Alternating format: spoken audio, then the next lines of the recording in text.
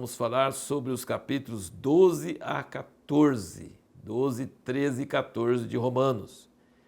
Você vai observar em quase todas as epístolas e cartas de Paulo que ele dedica 2/3 para a palavra, a revelação do Evangelho. Ele está tão impressionado com o plano de Deus e como Deus mandou seu Filho no tempo certo, como o Filho de Deus é o centro da história e a obra que ele fez é o centro, que tudo antes e tudo depois aponta para isso. Então ele gasta 2/3 de suas cartas falando sobre isso, normalmente. E o último terço, ele fala sobre coisas práticas, exortações práticas. Já que Deus fez isso através de Jesus, como nós devemos viver. Então não são uma nova lei, tipo uma lei no lugar da lei de Moisés, a lei do Novo Testamento. Não, são exortações. Já que Deus fez isso pelo Evangelho, já que nós temos o Espírito Santo, já que nós morremos no batismo e ressuscitamos em novidade de vida, e agora temos o Espírito Santo e não somos mais escravos do pecado, como devemos viver? Então aqui, capítulo 12 de Romanos, ele vai começar essa parte e no meio ele vai entremeando outras coisas da palavra ainda, porque a palavra enche ele, o Evangelho é o assunto dele. Mas de 12 em diante são exortações práticas. E normalmente essa parte prática das epístolas, das cartas, ele vai começar com palavras como portanto, pois, é mais ou menos o que eu estou falando, já que, Então ele diz aqui, Romanos 12, 1, rogo-vos, pois, irmãos, pela compaixão de Deus, que apresenteis os vossos corpos como um sacrifício vivo, não vos conformeis a este mundo.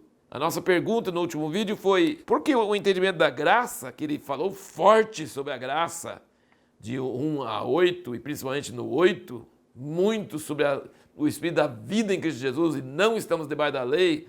Romanos 7 falou que nós morremos para a lei, nós não estamos debaixo da lei, a lei não funciona. Agora o que funciona é a vida de Cristo em nós, pelo Espírito Santo. Então já estamos na graça e não precisamos mais preocupar com a lei. Então isso nos libera para pecar, para viver de qualquer jeito? Não! Já que, rogo-vos, pois, apresentai os vossos corpos como sacrifício vivo. Então não só o seu dízimo, não o seu dia de domingo, a sua vida, seu corpo, tudo que você tem é pouco para você dar de volta a Deus em troca daquilo que Ele fez por nós. E não conforme com o mundo, não vai devagarzinho chegando igual ao mundo, não. Transformai-vos pela renovação da vossa mente para experimentar a boa, santa e perfeita vontade de Deus. E aí você vai ver nesses capítulos, então, muitas exortações preciosas. A gente não vai ter tempo de entrar em muita coisa, mas vamos ver aqui, por exemplo, o mal e o bem. Vamos ver aqui vários versículos que ele fala sobre o mal e o bem. 12, versículo 9. O amor seja não fingido, aborrecei o mal e apegai-vos ao bem. Versículo 17. A ninguém torneis mal por mal, procurai as coisas dignas perante todos os homens. Versículo 21. Não te deixes vencer do mal, mas vence o mal com o bem. 13, versículo 3. Porque os magistrados não são motivo de temor para os que fazem o bem, mas para os que fazem o mal. Queres tu, pois, não temer a autoridade? Faze o bem e terás o louvor dela. Porquanto ela é ministra de Deus para teu bem. Mas se fizeres o mal, teme, pois não traz debalde a espada, porque é ministro de Deus e vingador em ira contra aquele que pratica o mal. Tá vendo? Então é muita coisa sobre o mal e o bem. Se nós estamos na graça, nós vamos odiar o mal, nós não vamos pagar o mal com o mal, nós vamos vencer o mal com o bem, E nós vamos agir em cima do bem. Nós vamos amar o bem e nos apegar ao bem e não seguir o mal. E outra coisa, uma ênfase é o amor, que nós já comentamos no versículo 9, ele falou, o amor seja não fingido. E versículo 10 do 12, ele fala, amai-vos cordialmente uns aos outros, com amor fraternal, preferindo-vos em honra uns aos outros. E o versículo 8 do 13, ele diz, a ninguém devais coisa alguma, senão o amor recíproco, pois quem ama ao próximo tem cumprido a lei. Então ele está mostrando que essa vida nova pela graça consiste em aborrecer o mal, amar o bem e amar uns aos outros fervorosamente, cordialmente, E ele fala sobre muitas outras coisas, hospitalidade, sobre oração, sobre paciência, sobre esperança, muitas coisas. O versículo 10, o 13 diz, o amor não faz mal ao próximo, de modo que o amor é o cumprimento da lei. E agora eu quero falar um pouquinho com você sobre o seguinte. Aconteceu, não sei se você já ouviu falar do Santo Agostinho. Santos somos todos nós santos, né? Então Agostinho não é um santo que você vai orar para ele, mas Agostinho é um homem que teve uma experiência de conversão tremenda. A mãe dele chamava Mônica e ela orava incessantemente por ele, mas ele não conseguia se libertar do pecado. Tinha vícios e tinha várias coisas que ele não conseguia se livrar. E ele era muito eloquente, muito inteligente. E aí, um dia, ele teve um sonho, uma visão, ele escutou uma criança gritando, toma e lê, toma e lê. Ele escutou quase como se fosse uma criança no vizinho, no quintal vizinho. Ele não era uma criança, mas ele escutou alguém, toma e lê. Ele pegou a Bíblia e abriu, a Bíblia estava lá, e ele leu esses versículos aqui, 11, 12 e 13 e 14 de Romanos 13.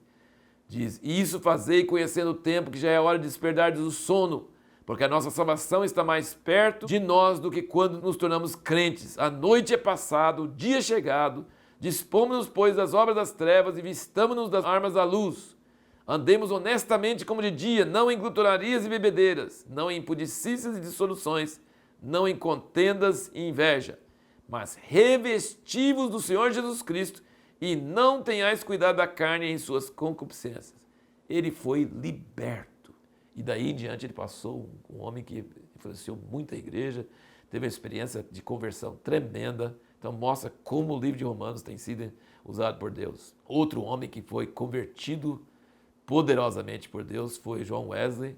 Quando eles estavam lendo a introdução de Lutero ao livro de Romanos, ele foi convertido por Deus tremendamente. O livro de Romanos tem sido usado por Deus para muitas pessoas, tem sido uma coisa maravilhosa. E por fim, então, o capítulo 14 nos ensina, né, nós temos toda uma série que você pode assistir no meu canal, pode ou não pode, porque tem um versículo que nós enfatizamos assim, sobre esse negócio de comer ou não comer coisas. A pessoa crê que você pode comer certas coisas, outra pessoa crê que você não pode comer.